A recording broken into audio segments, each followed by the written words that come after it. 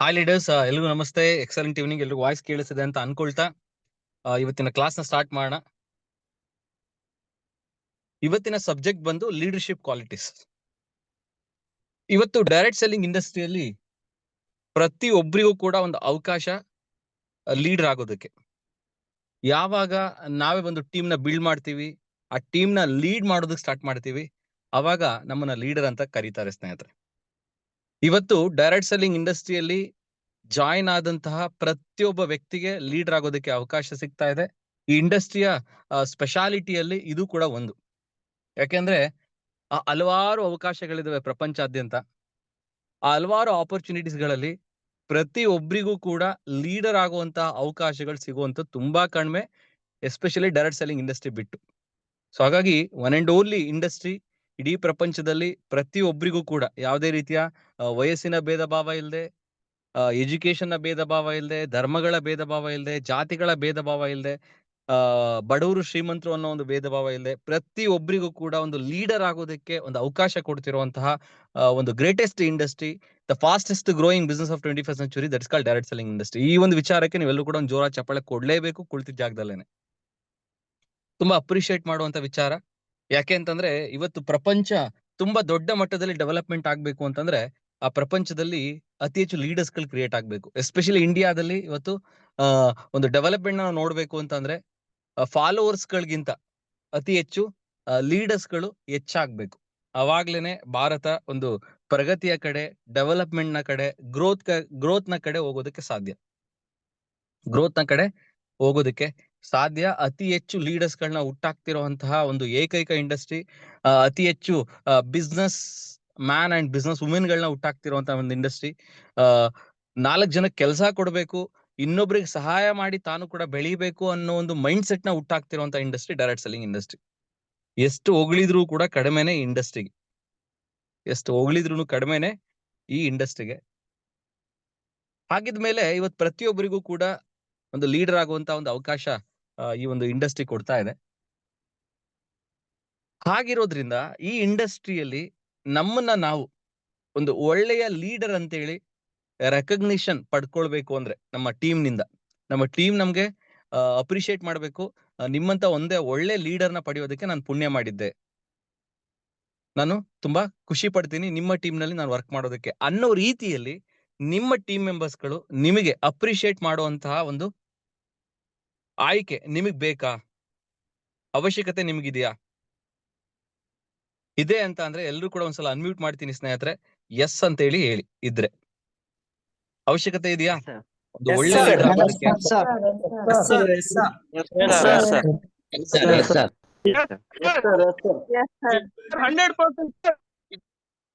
Thank you leaders, thank you so much.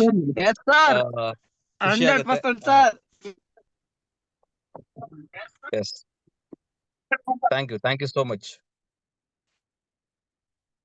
So ಹಾಗಿದ್ಮೇಲೆ ಇವತ್ತು ನಾವು ಒಂದು ಒಳ್ಳೆಯ ಲೀಡರ್ ಆಗ್ಬೇಕು ಅಂತ ಅಂದ್ರೆ ನಮ್ಮಲ್ಲಿ ಏನೆಲ್ಲ ಕ್ವಾಲಿಟೀಸ್ ಇರಬೇಕು? ಸೊ ಅದನ್ನ ಲೀಡರ್ಶಿಪ್ ಕ್ವಾಲಿಟೀಸ್ ಅಂತ ಹೇಳ್ತೀವಿ. ನಮ್ಮಲ್ಲಿ ಏನೆಲ್ಲ ಅಳವಡಿಸ್ಕೊಂಡ್ರೆ ನಾವು ಒಂದು ಒಳ್ಳೆ ಟೀಮ್ ಅನ್ನ ಕಟ್ಟಬಹುದು. ತುಂಬಾ ಜನರಿಗೆ ಆಸೆ ಇದೆ, ಕನಸುಗಳಿದೆ, ನಾನು ದೊಡ್ಡ ಟೀಮ್ ನ ಬಿಲ್ಡ್ ಮಾಡ್ಬೇಕು, ಅತಿ ಹೆಚ್ಚು ಜನರಿಗೆ ಒಂದು ಅವಕಾಶ ಕೊಡ್ಬೇಕು, ದೊಡ್ಡ ಟೀಮ್ ನ ನಾನು ಲೀಡ್ ಮಾಡಿ ಒಂದು ಒಳ್ಳೆ ನಾಯಕ ಅಥವಾ ಒಂದು ಒಳ್ಳೆ ಲೀಡರ್ ನಾವು ಆಗ್ಬೇಕು ಅಂತ ಹೇಳಿ ಹಲವಾರು ಜನರು ಕನಸು ಕಟ್ಕೊಂಡಿರ್ತಾರೆ. ಆ ಕನಸಿಗೆ ಒಂದು ಕ್ಲಾರಿಟಿ ಅಂಡ್ ಅದನ್ನ ಅಚೀವ್ ಮಾಡ್ತೀನಿ ಅನ್ನೋ ನಂಬಿಕೆ ಬರ್ಬೇಕು ಅಂದ್ರೆ ಆ ಲೀಡರ್ ಅನ್ನೋದಕ್ಕೆ ಲೀಡರ್ಶಿಪ್ ಕ್ವಾಲಿಟೀಸ್ ಅನ್ನೋದು ಆಡ್ ಆಗ್ಬೇಕು. ಅವಾಗ್ಲೇ ನಾವು ಒಂದು ಒಳ್ಳೆಯ ನಾಯಕ ಅಂತ ಹೇಳಿ ಅಥವಾ ಒಂದು ಒಳ್ಳೆಯ ಲೀಡರ್ ಅಂತ ಹೇಳಿ ರೆಕಗ್ನೈಸ್ ಆಗೋದಕ್ಕೆ ಸಾಧ್ಯ.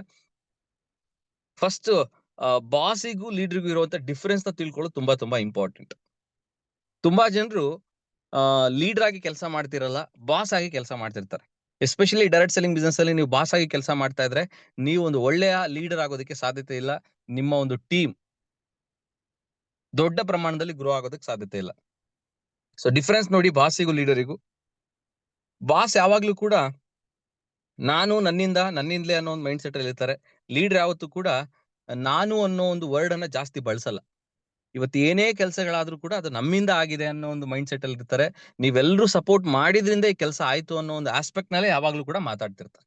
ಯಾವಾಗ ನಾನು ನನ್ನಿಂದಲೇ ಅನ್ನೋ ಒಂದು ಮೈಂಡ್ ಸೆಟ್ ಅಲ್ಲಿ ನಾವಿದ್ದಾಗ ಯಾರು ಕೂಡ ನಮ್ಮನ್ನ ಅಪ್ರಿಶಿಯೇಟ್ ಮಾಡಲ್ಲ, ಅಂಡ್ ಒಂದು ಒಳ್ಳೆಯ ಟೀಮ್‌ನ ನಾವು ಕಟ್ಟೋದಕ್ಕಾಗಲ್ಲ. ಯಾವತ್ತೂ ಕೂಡ ಟೀಮ್ ನಲ್ಲಿ ಏನೇ ಒಳ್ಳೆ ಕೆಲಸಗಳಾದ್ರೂ ಕೂಡ ಆ ಕ್ರೆಡಿಟ್ಸ್‌ನ ಫಸ್ಟ್ ಟೀಮಿಗೆ ಕೊಡುವಂತ ಕೆಲಸವನ್ನ ಮಾಡ್ಬೇಕು. ತುಂಬಾ ಜನ ಇವತ್ತು ಈ ಕೆಲಸ ಆಗಿದ್ದೆ ನನ್ನಿಂದ, ಈ ಕೆಲಸ ನಡೀತಿರೋದೇ ನನ್ನಿಂದ, ನಾನಿರೋದಕ್ಕೆ ನೀವಿರೋದು, ನಾನ್ ನಿಮ್ಗೆ ಸಪೋರ್ಟ್ ಮಾಡ್ತಿರೋದಕ್ಕೆ ನೀವೆಲ್ಲ ಇವತ್ತು ಇನ್ಕಮ್ ಮಾಡ್ತಿರೋದು. ಈ ತರದ ಮನಸ್ಥಿತಿ ನಾವಿದ್ರೆ ಯಾವುದೇ ಕಾರಣಕ್ಕೂ ಒಂದು ಒಳ್ಳೆ ಲೀಡರ್ ಆಗೋದಕ್ಕೆ ಸಾಧ್ಯತೆ ಇಲ್ಲ. ಏನೇ ಡೆವಲಪ್‌ಮೆಂಟ್ ಆದ್ರೂ ಕೂಡ ಆ ಕ್ರೆಡಿಟ್‌ನ, ಆ ಒಂದು ಪ್ರಶಂಸೆಯನ್ನ ನೀವು ಟೀಮಿಗೆ ಕೊಡ್ಬೇಕಾಗತ್ತೆ. ಟೀಮಿಗೆ ಕೊಡ್ಬೇಕಾಗತ್ತೆ. ಟೀಮ್‌ನಲ್ಲಿ ಯಾರಾದ್ರೂ ತಪ್ಪು ಮಾಡಿದ್ರೆ ಬೈಯುವಂತದ್ದು, ಅವರಿಗೆ ಬೇಜಾರು ಮಾಡೋ ಹಾಗೆ ಮಾತಾಡುವಂತದ್ದು, ಹೀಯಾಳಿಸುವಂತದ್ದು, ಈ ತರದ ಕೆಲಸವನ್ನ ನೀವು ಮಾಡುವಂಗಿಲ್ಲ ಲೀಡರ್ ಆಗಿ. ಏನೇ ಮಾಡಿದ್ರು ಕೂಡ ಅದನ್ನ ಸರಿಪಡಿಸುವಂತಹ ರೀತಿಯಲ್ಲಿ ಎನ್ಕರೇಜ್ ಮಾಡಿ. ನೋಡಿ, ತಪ್ಪು ಮಾಡೋದು ಸಹಜ. ಈ ಇಂಡಸ್ಟ್ರಿಯಲ್ಲಿ ನಾನು ಕೂಡ ಬಿಗಿನಿಂಗ್‌ನಲ್ಲಿ ಇದೇ ತರ ತಪ್ಪು ಮಾಡ್ತಾ ಇದ್ದೆ.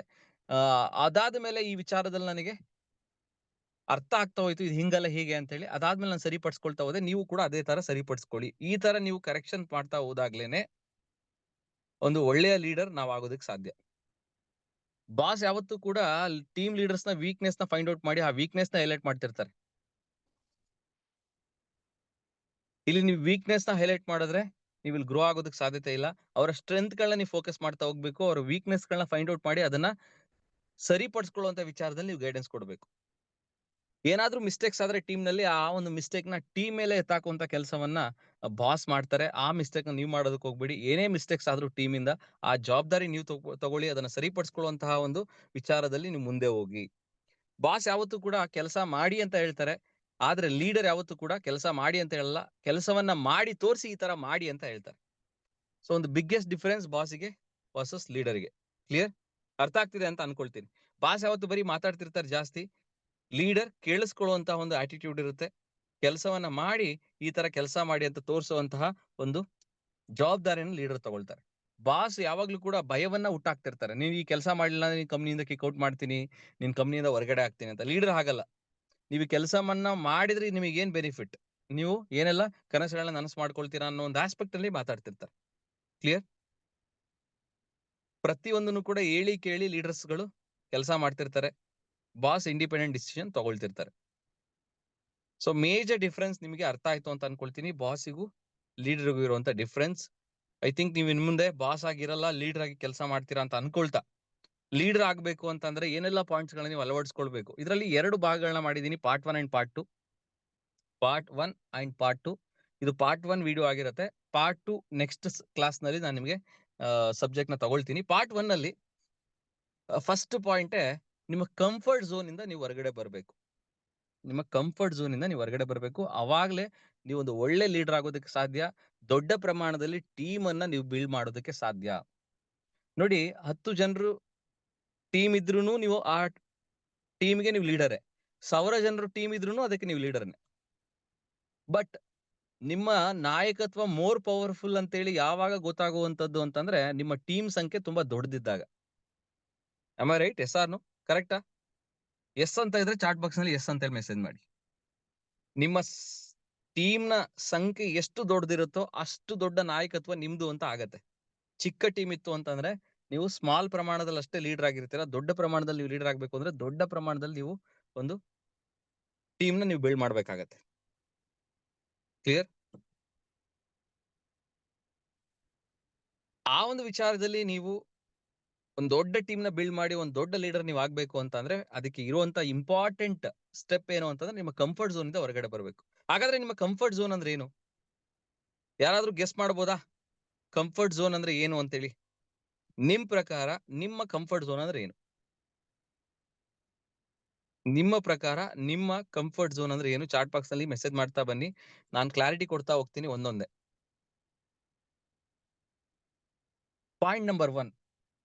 ಪ್ರತಿದಿನ ನೀವು ನಿಮ್ಮ ಟೀಮ್ ಅನ್ನ ನಿಮ್ಮ ಸಂಸ್ಥೆಯಲ್ಲಿ ಬಿಲ್ಡ್ ಮಾಡೋದಕ್ಕೆ ಅವಕಾಶ ಇದ್ರೂನು ಕೂಡ ನೀವು ಆ ಅವಕಾಶವನ್ನ ಕೈ ಚೆಲ್ಲಿ ಸಮಯ ವ್ಯರ್ಥ ಆಗುವಂತ ಕೆಲಸದಲ್ಲಿ ನೀವು ನಿರತರಾಗುವಂತದ್ದು, ಟಿವಿ ನೋಡುವಂತದ್ದು, ಮೊಬೈಲ್‌ನಲ್ಲಿ ಬೆಳಗಿಂದ ಸಂಜೆವರೆಗೂ ಸ್ಕ್ರಾಲ್ ಮಾಡ್ತಾ ಕೂತ್ಕೊಳ್ಳುವಂತದ್ದು. ಅಂದ್ರೆ ಯಾವುದಕ್ಕೂ ಪ್ರಯೋಜನ ಇಲ್ಲದೆ ಇರುವಂತ ಕೆಲಸಗಳನ್ನ ನೀವು ಅತಿ ಹೆಚ್ಚು ಮಾಡ್ತಾ ಇದ್ದೀರಾ ಅಂದ್ರೆ ಅದೇ ನಿಮ್ಮ ಕಂಫರ್ಟ್ ಝೋನ್. ಅದ್ರಿಂದ ನಿಮ್ಗೆ ಗ್ರೋತ್ ಇಲ್ಲ. ಅದ್ರಲ್ಲಿ ನಿಮ್ಮ ಸಕ್ಸಸ್ ಇಲ್ಲ. ಅದ್ರಲ್ಲಿ ದುಡ್ಡು ಹುಟ್ಟಲ್ಲ. ಒಂದ್ ನೆನಪಲ್ಲಿ ಇಟ್ಕೊಳ್ಳಿ, ನಿಮ್ಮ ಕಂಫರ್ಟ್ ಝೋನ್ ಅಲ್ಲಿ ದುಡ್ಡು ಹುಟ್ಟಲ್ಲ, ಲಕ್ಷ್ಮಿ ಇರಲ್ಲ. ಕಂಫರ್ಟ್ ಝೋನ್ ಇಂದ ಹೊರಗಡೆ ಬನ್ನಿ, ಲಕ್ಷ್ಮಿ ನಿಮ್ಮ ಅಕೌಂಟಿಗೆ ಬರಕ್ ಸ್ಟಾರ್ಟ್ ಆಗ್ತಾಳೆ. ಪ್ರತಿಯೊಂದು ಕೆಲಸಗಳನ್ನ ನಾಳೆ ಪೋಸ್ಟ್‌ಪೋನ್ ಮಾಡುವಂತದ್ದು. ಪ್ರತಿಯೊಂದು ಕೆಲಸಗಳನ್ನ ನಾಳೆ ಪೋಸ್ಟ್‌ಪೋನ್ ಮಾಡುವಂತದ್ದು. ಅದ್ರಲ್ಲೂ ಕೂಡ ತುಂಬಾ ಇಂಪಾರ್ಟೆಂಟ್ ಈ ಡೈರೆಕ್ಟ್ ಸೆಲ್ಲಿಂಗ್‌ನಲ್ಲಿ ನಿಮ್ಮ ಊರಲ್ಲೇನೆ ಟೀಮ್ ಕಟ್ತೀನಿ ಅಂತೇಳಿ ಬರೀ ನಿಮ್ಮ ಊರ್ ಸುತ್ತಾನೆ ನೀವು ಕೆಲಸ ಮಾಡ್ಕೊಳ್ತಾ ಇರುವಂತದ್ದು. ನಿಮ್ಮ ಟೀಮನ್ನ ಎಕ್ಸ್‌ಪ್ಯಾಂಡ್ ಮಾಡದೆ, ನಿಮ್ಮ ಊರಲ್ಲೇನೆ ನೀವು ಟೀಮ್ ಮಾಡ್ತಾ ಇರುವಂತದ್ದು. ಅದು ಕೂಡ ಒಂದು ಕಂಫರ್ಟ್ ಝೋನೆ. ಎಲ್ಲಿವರೆಗೂ ನಿಮ್ಮ ಊರ್ ಬಿಟ್ಟು ಹೊಸ ಊರುಗಳಿಗೆ ನೀವು ಟ್ರಾವೆಲ್ ಮಾಡಿ, ಅಲ್ಲಿ ಒಂದು ಹೊಸ ಟೀಮ್‌ನ ನೀವು ಕಟ್ಟಲ್ವೋ, ಅಲ್ಲಿವರೆಗೂ ಕೂಡ ನೀವು ದೊಡ್ಡ ಪ್ರಮಾಣದಲ್ಲಿ ನೀವು ಇನ್ಕಮ್ ಮಾಡೋದಕ್ಕೆ ಸಾಧ್ಯ ಆಗಲ್ಲ. ಹಾಗಾಗಿ ನಾವು ಪ್ರತಿಯೊಂದು ಡೈರೆಕ್ಟ್ ಸೆಲ್ಲರಿಗೆ ಒಂದು ವಿಷನ್ ಸೆಟ್ ಮಾಡ್ತಿರ್ತೀವಿ. ಎಸ್ಪೆಷಲಿ ಕರ್ನಾಟಕದ ಪ್ರತಿಯೊಂದು ಜಿಲ್ಲೆಯಲ್ಲಿ ನಿಮ್ಮ ಟೀಮ್ ಇರಬೇಕು. ಕರ್ನಾಟಕದ ಪ್ರತಿಯೊಂದು ಜಿಲ್ಲೆಗೂ ನೀವು ಟ್ರಾವೆಲ್ ಮಾಡೋದಕ್ಕೆ ಶುರು ಮಾಡಿ. ಪ್ರತಿಯೊಂದು ಜಿಲ್ಲೆಯಲ್ಲೂ ನಿಮ್ಮ ಟೀಮ್‌ನ ಬಿಲ್ಡ್ ಮಾಡೋದಕ್ಕೆ ಸ್ಟಾರ್ಟ್ ಮಾಡಿ. ಪ್ರತಿಯೊಂದು ಜಿಲ್ಲೆಯಲ್ಲಿ ನಿಮ್ಮ ಸಂಸ್ಥೆಯ ಟ್ರೈನಿಂಗ್ಸ್‌ಗಳು ಆಗೋ ತರ ನೋಡ್ಕೊಳ್ಳಿ. ಆ ಟ್ರೈನಿಂಗ್ಸ್‌ಗಳಿಗೆ ನೀವು ಗೆಸ್ಟ್ ಆಗಿ ಹೋಗಿ, ಟ್ರೈನರ್ಸ್ ಆಗಿ ಹೋಗಿ, ಮಾಹಿತಿಯನ್ನ ಕೊಡೋದಕ್ಕೆ ಸ್ಟಾರ್ಟ್ ಮಾಡಿ. ನಿಮ್ ತರದ ಲೀಡರ್ಸ್‌ಗಳ ಪ್ರತಿಯೊಂದು ಜಿಲ್ಲೆಯಲ್ಲಿ, ಪ್ರತಿಯೊಂದು ತಾಲೂಕಲ್ಲೂ ಬಿಲ್ಡ್ ಮಾಡೋದಕ್ಕೆ ಸ್ಟಾರ್ಟ್ ಮಾಡಿ. ಯಾವಾಗ ನೀವು ಕರ್ನಾಟಕದಾದ್ಯಂತ ಪ್ರತಿಯೊಂದು ಜಿಲ್ಲೆಯಲ್ಲೂ ಓಡಾಡೋದಕ್ಕೆ ಸ್ಟಾರ್ಟ್ ಮಾಡ್ತೀರಾ, ಬೈ ಡಿಫಾಲ್ಟ್ ನಿಮ್ಮ ಕಂಫರ್ಟ್ ಝೋನಿಂದ ಹೊರಗಡೆ ಬಂದಿರ್ತೀರಾ. ಚಳಿ, ಗಾಳಿ, ಮಳೆ ಅಂತ ಅಂದೆ ನೀವು ಫೀಲ್ಡ್ ವರ್ಕ್ ಮಾಡಕ್ ಸ್ಟಾರ್ಟ್ ಮಾಡಿರ್ತೀರಾ. ಹಗಲು ರಾತ್ರಿ ಶ್ರಮ ವಹಿಸಿ ನೀವು ವರ್ಕ್ ಮಾಡಿದ್ದೆ ಆಯ್ತು ಅಂತಂದ್ರೆ 100% ದೊಡ್ಡ ಪ್ರಮಾಣದಲ್ಲಿ ಹ್ಯೂಜ್ ಇನ್ಕಮ್ ನೀವು ನೋಡೋದಕ್ಕೆ ಸಾಧ್ಯತೆ ಇದೆ. ಈ ಬಿಸ್ನೆಸ್‌ನಲ್ಲಿ ದುಡ್ಡಿರೋದೇ ಮನೆ ಬಿಟ್ಟಾಗ. ಈ ಬಿಸ್ನೆಸ್‌ನಲ್ಲಿ ದುಡ್ಡಿರೋದೇ ಮನೆ ಬಿಟ್ಟಾಗ. ಯಾವಾಗ ನೀವು ಮನೆ ಬಿಟ್ಟು ಊರ್ ಸುತ್ತಕ್ ನಿಲ್ತಿರೋ, ಅವಾಗ್ಲೇ ಈ ಬಿಸ್ನೆಸ್‌ನಲ್ಲಿ ದುಡ್ಡು ಹುಟ್ಟುವಂತದ್ದು. ತುಂಬಾ ಜನ ಯಾವ ತರ ವರ್ಕ್ ಮಾಡ್ತಿರ್ತಾರೆ ಅಂದ್ರೆ ಜಾಬ್ ತರ ವರ್ಕ್ ಮಾಡ್ತಿರ್ತಾರೆ. ಬೆಳಗ್ಗೆ 7-8 ಗಂಟೆಗೆ ಮನೆ ಬಿಟ್ರೆ ಕರೆಕ್ಟಾಗಿ ಸಂಜೆ 7-8 ಗಂಟೆಗೆ ಮನೆಗೆ ರೀಚ್ ಆಗ್ಬಿಡ್ತಾರೆ. ಒಂದು ದಿನ ಮನೆಗೆ ಹೋಗಿಲ್ಲ ಅಂತಂದ್ರೆ ಏನೋ ಒಂದು ಕಳ್ಕೊಂಡಿದ್ ರೀತಿಯಲ್ಲಿ ಇರ್ತಾರೆ.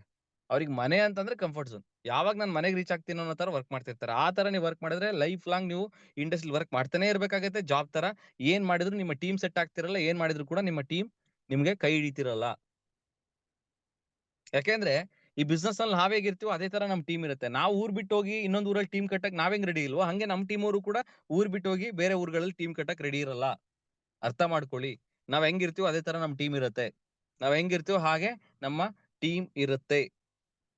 ಕ್ಲಿಯರ್? ಅರ್ಥ ಆಗ್ತಿದೆ ಅಂತ ಅನ್ಕೊಳ್ತೀನಿ ಪ್ರತಿಯೊಬ್ಬರಿಗೂ.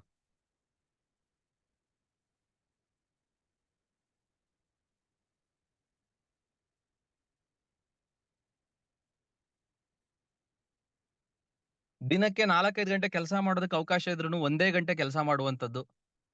ದಿನಕ್ಕೆ ಒಂದೆರಡು ಪ್ಲಾನ್‌ಗಳನ್ನೇ ಮಾಡುವಂತದ್ದು. ಟೀಮಿಗೆ ಕಾರಣ ಕೊಡುವಂತದ್ದು. ಫ್ರೀ ಇದ್ರೂನು ಕೂಡ ನಾವು ಫ್ರೀ ಇಲ್ಲ ಅಂತ ಹೇಳುವಂತದ್ದು, ಸುಳ್ಳನ್ನ ಹೇಳುವಂತದ್ದು. ಟೀಮ್ ಅವರೇ ಪ್ಲಾನ್ ಮಾಡ್ಲಿ, ಟೀಮ್ ಅವರೇ ಕೆಲಸ ಮಾಡ್ಲಿ ಅಂತ ಹೇಳಿ ಎಲ್ಲಾ ಕೆಲಸಗಳನ್ನ ಟೀಮ್‌ಗೆ ಬಿಡುವಂತದ್ದು. ಜವಾಬ್ದಾರಿಗಳನ್ನೆಲ್ಲ ಟೀಮ್‌ಗೆ ನಿರ್ವಹಿಸುವಂತದ್ದು. ಈ ತರದ ಹಲವಾರು ರೀಸನ್ಸ್‌ಗಳಿದಾವೆ ಕಂಫರ್ಟ್ ಝೋನ್ ಅಂತ ಅಂದ್ರೆ. ಯಾವಾಗ ನೀವು ನಮ್ಮ ಭಾಷೆಯಲ್ಲಿ ಹೇಳೋದಾದ್ರೆ ಯಾವಾಗ ನೀವು ಮೈ ಚಳಿ ಬಿಟ್ಟು ಕೆಲಸ ಮಾಡ್ತಿರೋ ಅವಾಗ್ಲೇ ಅತಿ ಹೆಚ್ಚು ದುಡ್ಡು ನೋಡೋದಕ್ಕೆ ಸಾಧ್ಯ ಈ ಬಿಸ್ನೆಸ್ ಅಲ್ಲಿ. ಅವಾಗ್ಲೇ ನೀವು ಅತಿ ಹೆಚ್ಚು ದುಡ್ಡು ನೋಡೋದಕ್ಕೆ ಸಾಧ್ಯ ಈ ಬಿಸ್ನೆಸ್ ಅಲ್ಲಿ. ಕ್ಲಿಯರ್? ಸೊ ಹಂಗಾಗಿ ನಾನು ಹೇಳೋದು ಒಂದು ದೊಡ್ಡ ಡ್ರೀಮ್ ನೀವು ಇಟ್ಕೊಳ್ಳಿ. ಕರ್ನಾಟಕದ ಪ್ರತಿಯೊಂದು ಜಿಲ್ಲೆಯಲ್ಲೂ, ಪ್ರತಿಯೊಂದು ತಾಲೂಕಲ್ಲೂ ನನ್ನ ಟೀಮ್ ಇರಬೇಕು ಅನ್ನೋ ಒಂದು ಮೈಂಡ್ ಸೆಟ್ ಇವತ್ತು ಮಾಡ್ಕೊಳ್ಳಿ. ಇವತ್ತಿಂದ ನೀವು ಅದಕ್ಕೆ ವರ್ಕ್ ಮಾಡೋದಕ್ಕೆ ಸ್ಟಾರ್ಟ್ ಮಾಡಿ. ಬೇರೆ ಬೇರೆ ಡಿಸ್ಟ್ರಿಕ್ಟ್ ಅಲ್ಲಿ ನೀವು ಟೀಮ್ ಕಟ್ಟೋದು ತುಂಬಾ ಸುಲಭ. ಹೇಗೆ? ಇವತ್ತು ನಿಮ್ಮ ಜಿಲ್ಲೆಯಲ್ಲೇ ಇರುವಂತಹ ಟೀಮ್ ಮೆಂಬರ್ಸ್ ಗಳಿಂದ ಒಬ್ರಲ್ಲ ಒಬ್ರು ಪಕ್ಕದ ಜಿಲ್ಲೆಯಲ್ಲಿ ಕನೆಕ್ಷನ್ ಇದ್ದೇ ಇರ್ತಾರೆ. ಉದಾಹರಣೆಗೆ ನಿಮ್ದು ಉತ್ತರ ಕನ್ನಡ ಜಿಲ್ಲೆ ಅಂತ ಅಂದ್ರೆ, ಉತ್ತರ ಕನ್ನಡ ಜಿಲ್ಲೆಯಲ್ಲಿ ಇರೋರಿಗೆ ಪಕ್ಕದಲ್ಲಿರುವಂತಹ ಹಾವೇರಿ ಆಗಿರ್ಬೋದು, ಪಕ್ಕದಲ್ಲಿರುವಂತಹ ಕಾರವಾರ ಆಗಿರ್ಬೋದು, ಪಕ್ಕದಲ್ಲಿರುವಂತಹ ಸಿರ್ಸಿ, ಶಿವಮೊಗ್ಗ ಇಲ್ಲಿಯ ಜನರು ಪರಿಚಯ ಇದ್ದೇ ಇರ್ತಾರೆ. Am I right? ಸೊ ಆ ಪರಿಚಯ ಜನರ ಹತ್ರ ನೀವು ಹೋಗಿ ಅಲ್ಲಿ ನೀವು ವರ್ಕ್ ಮಾಡೋದಕ್ಕೆ ಸ್ಟಾರ್ಟ್ ಮಾಡಿದ್ರೆ ಅಲ್ಲಿ ಟೀಮ್ ಆಗಕ್ಕೆ ಸ್ಟಾರ್ಟ್ ಆಗತ್ತೆ. ಲೆಟ್ಸ್ ಅಸ್ಯೂಮ್ ನೀವು ಉತ್ತರ ಕನ್ನಡದಿಂದ ನೀವು ವರ್ಕ್ ಸ್ಟಾರ್ಟ್ ಮಾಡಿ. ಅಲ್ಲಿಂದ ನಿಮಗೆ ಶಿವಮೊಗ್ಗ ಫ್ರೆಂಡ್ಸ್‌ಗಳು ಸಿಗ್ತಾರೆ. ಶಿವಮೊಗ್ಗದಲ್ಲಿ ವರ್ಕ್ ಮಾಡಕ್ ಸ್ಟಾರ್ಟ್ ಮಾಡ್ತೀರಾ. ಶಿವಮೊಗ್ಗದಲ್ಲಿ ವರ್ಕ್ ಮಾಡ್ತಾ ಅಲ್ಲಿರೋ ಟೀಮಿಗೆ ದಾವಣಗೆರೆಯವರು ಪರಿಚಯ ಇರ್ತಾರೆ. ದಾವಣಗೆರೆ ಫ್ರೆಂಡ್ಸ್. ಸೊ ಅವಾಗ ದಾವಣಗೆರೆಯಲ್ಲಿ ಟೀಮ್ ಆಗಕ್ಕೆ ಸ್ಟಾರ್ಟ್ ಆಗತ್ತೆ. ಸೊ ಅವಾಗ ಉತ್ತರ ಕನ್ನಡದಲ್ಲೂ ಟೀಮ್ ಆಗ್ತಿರತ್ತೆ. ಶಿವಮೊಗ್ಗದಲ್ಲೂ ಟೀಮ್ ಆಗ್ತಿರತ್ತೆ. ದಾವಣಗೆರೆಯಲ್ಲೂ ಟೀಮ್ ಆಗ್ತಿರತ್ತೆ. ದಾವಣಗೆರೆ ಹಾವೇರಿಯವರು ಪರಿಚಯ ಇರ್ತಾರೆ. ಹಾವೇರಿಯವರಿಗೆ ಹುಬ್ಳಿಯವರು ಪರಿಚಯ ಇರ್ತಾರೆ. ಹುಬ್ಳಿ ಧಾರವಾಡದವರಿಗೆ ಬೆಳಗಾವಿಯಲ್ಲಿ ಪರಿಚಯ ಇರ್ತಾರೆ. ಬೆಳಗಾಂ ಅವರಿಗೆ ಬಿಜಾಪುರದಲ್ಲಿ ಪರಿಚಯ ಇರುತ್ತೆ. ಬಿಜಾಪುರದವರಿಗೆ ಬಾಗಲಕೋಟೆಯವರಿಗೆ ಪರಿಚಯ ಇರುತ್ತೆ. ಬಾಗಲಕೋಟೆಯವರಿಗೆ ಕಲಬುರ್ಗಿ, ಅದಾದ್ಮೇಲೆ ಬೀದರ್, ಗದಗ್ ಈ ತರ ಒಂದೊಂದೇ ಜಿಲ್ಲೆಗಳು ಆಡ್ ಆಗ್ತಾ ಹೋಗುತ್ತೆ ನಿಮ್ಗೆ. ಯಾವಾಗ ನೀವು ಒಂದು ಜಿಲ್ಲೆ ಕನೆಕ್ಟ್ ಆಗ್ತಿರೋ ಅಗೈನ್ ಆ ಜಿಲ್ಲೆ ಒಳಗಡೆ ಎಲ್ಲಾ ತಾಲೂಕುಗಳಲ್ಲೂ ಕೂಡ ಟೀಮ್ ಆಗ್ತಾ ಹೋಗುತ್ತೆ. ಇವೆಲ್ಲ ಯಾವಾಗ ಸ್ಟಾರ್ಟ್ ಆಗುವಂತದ್ದು ನೀವು ಮನೆ ಬಿಟ್ಟು ಪ್ರತಿಯೊಂದು ಜಿಲ್ಲೆಯಲ್ಲಿ ಓಡಾಡೋದಕ್ಕೆ ಶುರು ಮಾಡಿದಾಗ ಆಗುವಂತದ್ದು. ಕರೆಕ್ಟಾ? ಇಲ್ಲ ನಮ್ಮೂರಲ್ಲೇ ಅಷ್ಟೇ ನಾನು ಬಿಸ್ನೆಸ್ ಮಾಡ್ತಾ ಕೂತ್ಕೊಳ್ತೀನಿ ಅಂತಂದ್ರೆ ಲೈಫ್ ಲಾಂಗ್ ನೀವು ದೊಡ್ಡ ಪ್ರಮಾಣದಲ್ಲಿ ಟೀಮ್ ಕಟ್ಟೋದಕ್ಕಾಗಲ್ಲ, ದೊಡ್ಡ ಲೀಡರ್ ಆಗೋದಕ್ಕೆ ಸಾಧ್ಯತೆ ಇಲ್ಲ.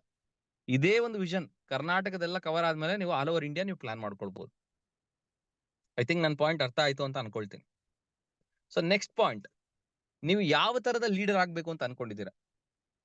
ನಿಮ್ಮ ಸಂಸ್ಥೆಯಲ್ಲೇನೆ ಟಾಪ್ ಲೀಡರ್ಸ್ ಇರ್ತಾರೆ, ಅವ್ರನ್ನ ನೋಡಿದ್ರೆ ನಾನು ಅವ್ರ ತರ ಆಗ್ಬೇಕು ಅಂತ ನಿಮ್ಗೆ ಅನಿಸ್ತಾ ಇರತ್ತೆ. ಅವ್ರು ಹೇಗಿದ್ದಾರೆ ಅನ್ನೋದನ್ನ ಸ್ಟಡಿ ಮಾಡಿ. ಅವ್ರು ಮಾತಾಡುವಂತ ರೀತಿ ಆಗಿರ್ಬೋದು, ಅವರ ಡ್ರೆಸ್ ಕೋಡ್ ಆಗಿರ್ಬೋದು, ಅವ್ರು ಯೋಚನೆ ಮಾಡುವಂತ ರೀತಿ, ಟೀಮ್ ಹ್ಯಾಂಡ್ಲಿಂಗ್ ಹೆಂಗ್ ಮಾಡ್ತಾರೆ, ಹೇಗೆ ಟೀಮ್ ನಲ್ಲಿ ಬರುವಂತ ಸಮಸ್ಯೆಗಳನ್ನ ಬಗೆಹರಿಸ್ತಾರೆ, ಪ್ರತಿ ಒಂದನ್ನು ಕೂಡ ಸ್ಟಡಿ ಮಾಡೋದಕ್ಕೆ ಸ್ಟಾರ್ಟ್ ಮಾಡಿ. ಪ್ರತಿ ಒಂದನ್ನು ಕೂಡ ಸ್ಟಡಿ ಮಾಡೋದಕ್ಕೆ ಸ್ಟಾರ್ಟ್ ಮಾಡಿ. ಸ್ಟಡಿ ಮಾಡ್ತಾ ಮಾಡ್ತಾ ಮಾಡ್ತಾ ಮಾಡ್ತಾ ನಿಮ್ಗೆ ಗೊತ್ತಿಲ್ಲದೆ ಅವ್ರ ತರ ನೀವ್ ಆಗೋದಕ್ಕೆ ಸ್ಟಾರ್ಟ್ ಆಗ್ತೀರಾ. ಅವರ ಇನ್ಕಮ್ ನಿಮ್ ಇನ್ಕಮ್ ಆಗ ಸ್ಟಾರ್ಟ್ ಆಗತ್ತೆ. ಯಾರೆಲ್ಲ ಒಳ್ಳೊಳ್ಳೆ ಲೀಡರ್ಸ್ ಗಳಂತ ನಿಮಗೆ ಪರಿಚಯ ಇದಾರೆ ಅವ್ರ ಕಡೆಯಿಂದ ಸಲಹೆಗಳನ್ನ ತಗೊಳ್ಳಿ. ಪ್ರತಿ ಒಂದು ವಿಚಾರಕ್ಕೂ ಸಲಹೆಗಳನ್ನ ತಗೊಳ್ಳಿ. ಯಾವಾಗ ನೀವು ಸಲಹೆಗಳನ್ನ ತಗೊಳ್ತಾ ಹೋಗ್ತೀರಾ, ನೀವು ಬೇಗ ಗ್ರೋ ಆಗ್ತಾ ಹೋಗ್ತೀರಾ. ಈ ಲೀಡರ್ಶಿಪ್ ಗೆ ಸಂಬಂಧಪಟ್ಟ ಹಾಗೆ ನಾಲೆಡ್ಜ್ ನ ಯಾವಾಗ್ಲೂ ಕೂಡ ರೆಗ್ಯುಲರ್ ಆಗಿ ತಗೊಳ್ತಾ ಇರಿ. ಪ್ಲಾನ್ ಮಾಡಿ. ಮೇನ್ ಆಗಿ ಬೇಕಾಗಿರೋದು ಲೀಡರ್ಗೆ ಒಂದು ಪ್ಲಾನಿಂಗ್ ಮಾಡುವಂತ ಎಬಿಲಿಟಿ ಅಂಡ್ ಒಂದು ನಂಬಿಕಸ್ಥ ವ್ಯಕ್ತಿ ನೀವು ಆಗಿರ್ಬೇಕು. ಯಾಕಂದ್ರೆ ಟೀಮ್ ನಿಮ್ಮನ್ನ ನಂಬ್ಕೊಂಡು ಕೆಲಸ ಮಾಡ್ತಿರತ್ತೆ. ಆ ಟೀಮಿಗೆ ಏನೇ ಮಾತು ಕೊಟ್ರು, ಏನೇ ಮಾತಾಡಿದ್ರು ಕೂಡ ನಿಜವನ್ನೇ ಮಾತಾಡಿ, ಸುಳ್ಳನ್ನ ಹೇಳ್ಬೇಡಿ, ಮೋಸ ಮಾಡುವಂತ ಕೆಲಸವನ್ನ ಮಾಡ್ಬೇಡಿ. ಅದು ಕಂಪ್ನಿಗಾಗಿರ್ಬೋದು, ಟೀಮಿಗಾಗಿರ್ಬೋದು. ಯಾವಾಗ್ಲೂ ನಿಮ್ಮನ್ನ ನೀವು ಒಂದು ಮೋಟಿವೇಶನ್ ಅಲ್ಲಿ ಇಟ್ಕೊಳ್ಳಿ. ಅದಕ್ಕೆ ಬೇಕಾಗಿರುವಂತ ಬುಕ್ಸ್ ಗಳನ್ನ ಓದೋದಾಗಿರ್ಬೋದು, ಅದಕ್ಕೆ ಬೇಕಾಗಿರುವಂತ ಟ್ರೈನಿಂಗ್ಸ್ ಗಳನ್ನ ಅಟೆಂಡ್ ಮಾಡೋದಾಗಿರ್ಬೋದು. ನಿಮ್ಮ ಬಗ್ಗೆ ನೀವು ಜಾಸ್ತಿ ಅರ್ಥಷ್ಟು ನಿಮ್ಮಲ್ಲಿರುವಂತ ವೀಕ್ನೆಸ್ ಗಳು ನಿಮ್ಗೆ ರಿಯಲೈಸ್ ಆಗ್ತಾ ಹೋಗುತ್ತೆ. ಆ ವೀಕ್ನೆಸ್ ಗಳ ಕಡೆ ನೀವು ಕೆಲಸ ಮಾಡಿದ್ರೆ ಅದನ್ನ ಸ್ಟ್ರೆಂತ್ ಆಗಿ ನೀವು ಕನ್ವರ್ಟ್ ಮಾಡೋದಕ್ಕೆ ಸಾಧ್ಯತೆ ಆಗುತ್ತೆ. ಯಾವಾಗ್ಲೂ ಟೀಮಿಗೆ ನೀವು ಒಂದು ಪ್ರೇರಣೆ ಆಗಿರ್ಬೇಕು, ಒಂದು ಮೋಟಿವೇಶನ್ ಆಗಿರ್ಬೇಕು. ನಿಮ್ ಟೀಮ್ ಅವ್ರು ಯಾವಾಗ್ಲಾದ್ರು ಬೇಜಾರಾದ್ರೆ ನಿಮ್ಮನ್ನ ನೆನ್ಸ್ಕೊಳ್ಬೇಕು. ನಿಮ್ ಜೊತೆ ಮಾತಾಡಿದ್ರೆ ಒಂದ್ 5 ನಿಮಿಷ ಮಾತಾಡಿದ್ರೆ ಸಾಕು, ಆಕ್ಟಿವ್ ಆಗೋ ತರ, ರೀಚಾರ್ಜ್ ಆಗೋ ತರ ಅನ್ಸ್ಬೇಕು. ಆ ತರದ ಒಂದು ಮೋಟಿವೇಶನ್ ಫ್ಯಾಕ್ಟರ್ ನೀವ್ ಆಗಿರ್ಬೇಕು. ನಿಮ್ಮ ಕಂಪನಿಯಲ್ಲಿ ಒಂದು ಒಳ್ಳೆ ಅರ್ನಿಂಗ್ ತಗೊಳ್ಳೋದಕ್ಕೆ, ಒಂದು ಒಳ್ಳೆ ಯಶಸ್ಸನ್ನ ಪಡೆಯೋದಕ್ಕೆ ನೀವು ಯಾವಾಗ್ಲೂ ಕೂಡ ಎಕ್ಸೈಟ್ಮೆಂಟ್ ಅಲ್ಲಿ ಇರಬೇಕು. ಈ ಬಿಸ್ನೆಸ್ ಮೇಜರ್ ಇರೋದೇ ಜೋಶ್. ಯಾರಿಗೆ ಹೈಯೆಸ್ಟ್ ಜೋಶ್ ಇರುತ್ತೆ, ಹೈಯೆಸ್ಟ್ ಎಕ್ಸೈಟ್ಮೆಂಟ್ ಇರುತ್ತೆ, ಅವರೇ ಈ ಬಿಸ್ನೆಸ್ ಅಲ್ಲಿ ಕ್ಲಿಕ್ ಆಗುವಂತದ್ದು ಸ್ನೇಹಿತರೆ. ನೋಡೋಣ ಯಾರೆಲ್ಲ ರೆಡಿ ಅಂತ ಹೇಳಿ ವಿತ್ ಜೋಶ್ ಅಲ್ಲಿ ವಿತ್ ಎಕ್ಸೈಟ್ಮೆಂಟ್ ಹೇಳ್ತೀರಾ. Are you ready?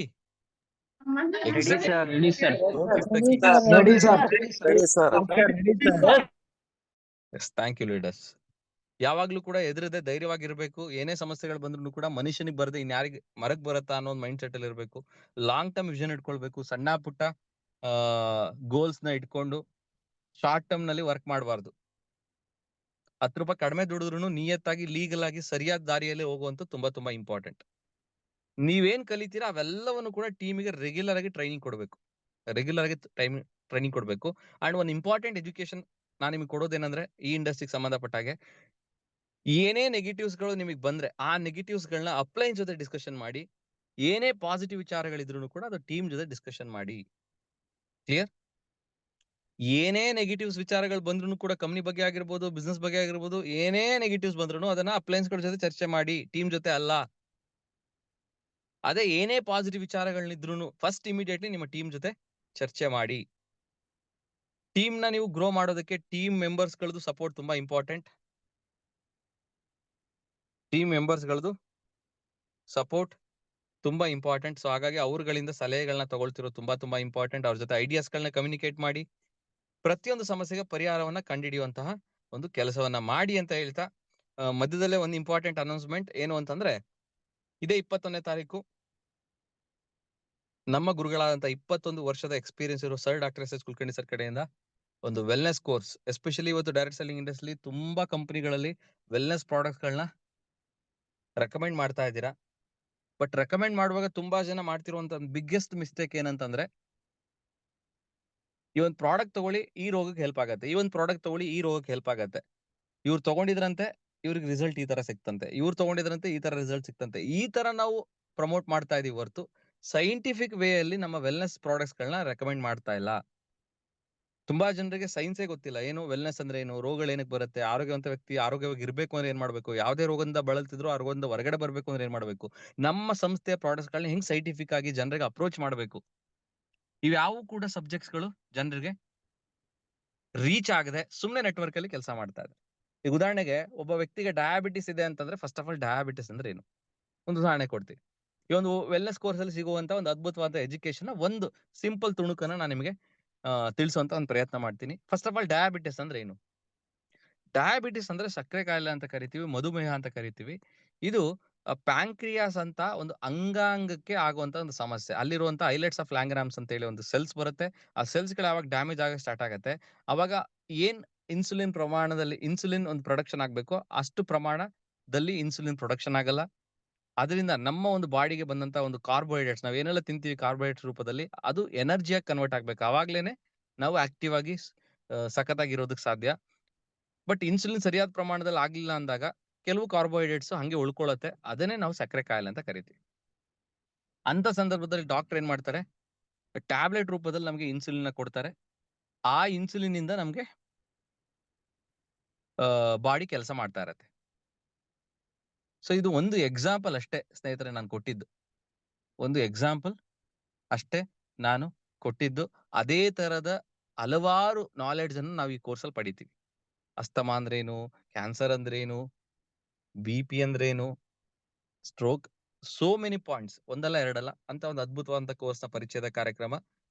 ನೀವು ಇನ್ನೂ ಕೂಡ ಈ ಒಂದು ಕೋರ್ಸಿಗೆ ರಿಜಿಸ್ಟ್ರೇಷನ್ ಆಗಿಲ್ಲ ಅಂತಂದ್ರೆ ಫಸ್ಟ್ ಈ ಕೋರ್ಸ್ ಬಗ್ಗೆ ತಿಳ್ಕೊಳ್ಳುವಂತಹ ಕೆಲಸವನ್ನ ನೀವು ಮಾಡಬೇಕು. ಇದೇ 21ನೇ ತಾರೀಕು ಈ ಕೋರ್ಸ್ ಬಗ್ಗೆ ಒಂದು ಮಾಹಿತಿಯನ್ನ ಕೊಡೋದಕ್ಕೆ 22 ವರ್ಷದ ಎಕ್ಸ್ಪೀರಿಯನ್ಸ್ ಇರುವಂತ sir doctor S S Kulkarni sir ಅಂತೇಳಿ, ಅವರಿಗೆ ಇದೇ ಇಂಡಸ್ಟ್ರಿಯಲ್ಲಿ 22 ಇಯರ್ಸ್ ಎಕ್ಸ್ಪೀರಿಯನ್ಸ್ ಇದೆ. ಒಂದು ಅಂತಾರಾಷ್ಟ್ರೀಯ ಪ್ರಶಸ್ತಿ, ನೈಟ್ಹುಡ್ ಪ್ರಶಸ್ತಿ ಅಂತ ಕರಿತೀವಿ, ಕೆಲವೇ ಭಾರತೀಯರಿಗೆ ಸಿಕ್ಕಿರುವಂತದ್ದು. ಅಂದ್ರೆ ಅವ್ರ ಹೆಸರಿನಿಂದ ಸರ್ ಅಂತ ಸೇರ್ಸ್ ಕರಿತೀವಿ. Sir C V Raman, sir M Visvesvaraya, sir Sarvepalli Radhakrishna, ಆ ತರದ ಒಂದು ಪ್ರಶಸ್ತಿ ತಗೊಂಡಿರುವಂತ ವ್ಯಕ್ತಿ 21ನೇ ತಾರೀಕಿಗೆ ಅಡ್ರೆಸ್ ಮಾಡ್ತಾ ಇದ್ದಾರೆ.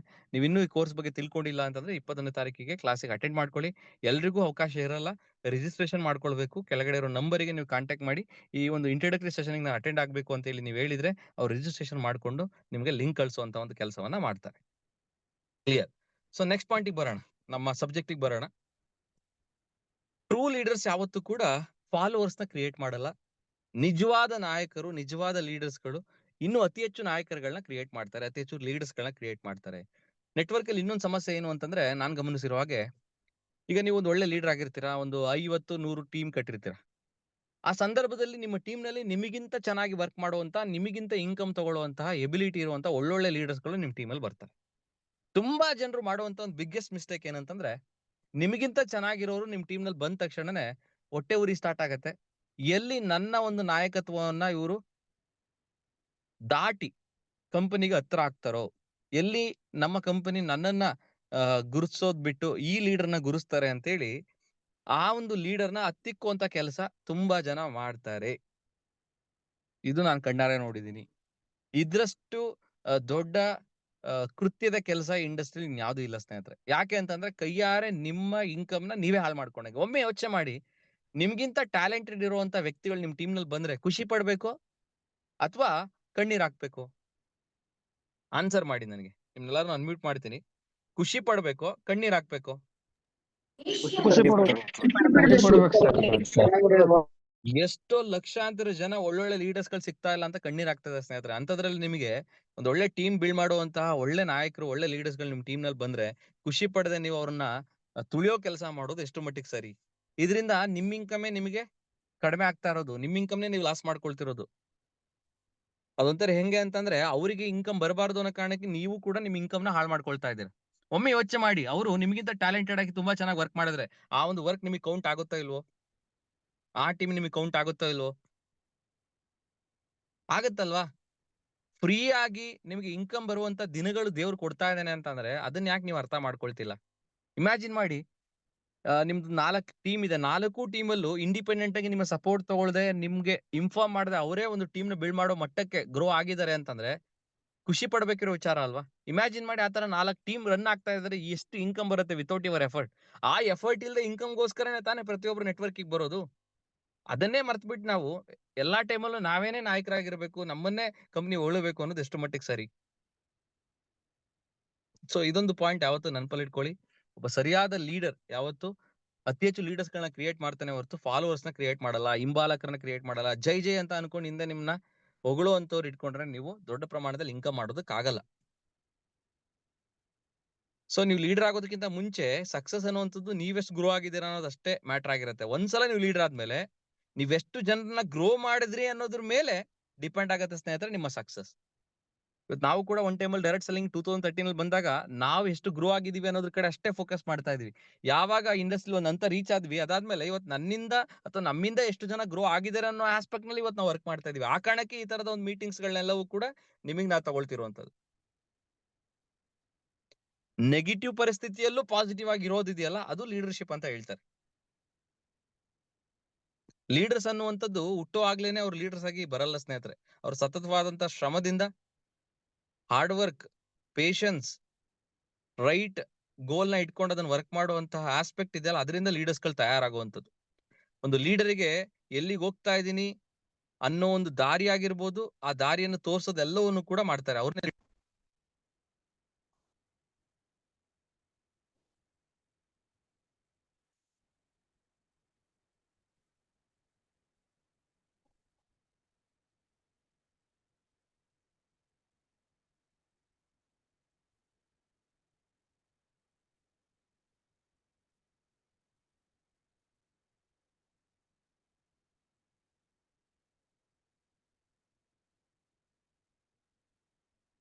ತಾರೀಕು ಸಿಗೋಣ ವೆಲ್ನೆಸ್ ಕೋರ್ಸ್ ನ ಪರಿಚಯದ ಕಾರ್ಯಕ್ರಮದಲ್ಲಿ. ಓನ್ಲಿ ರಿಜಿಸ್ಟ್ರೇಷನ್ ಮಾಡ್ಕೊಂಡಿರೋರಿಗೆ ಮಾತ್ರ ಲಿಂಕ್ ಬರುತ್ತೆ. ಸೊ ಎಲ್ಲಿಗೆ ಒಳ್ಳೇದಾಗ್ಲಿ. Thank you so much.